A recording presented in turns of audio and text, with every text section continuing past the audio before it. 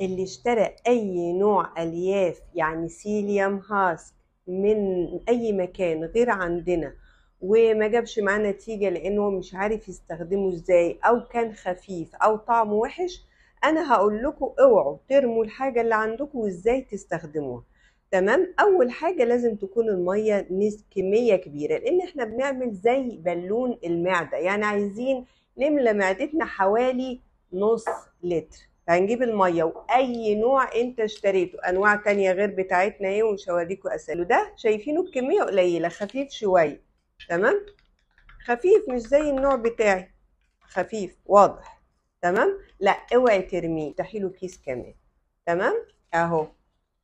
يبقى ده اول حل لاول مشكله، وان هو يكون خفيف، لانه لو خفيف هتحس بجوع وجوع شديد يمكن اكتر مما لو ما استخدمتهوش. تاني حاجه خفيف بقى. لما انا حطيت 2 ساشيتس الدنيا بقت احسن شويه. في ناس ما بتحبش طعمه، نعمل ايه؟ على الميه قبل ما احط الساشيت معلقه صغيره من عصير باودر، مش عايزين نقول اي حاجه، تانك او وات ايفر، هتخلي لك الطعم احلى، خصوصا لو بنستخدمه مع الاطفال. تالت حاجه مكتوبه تحت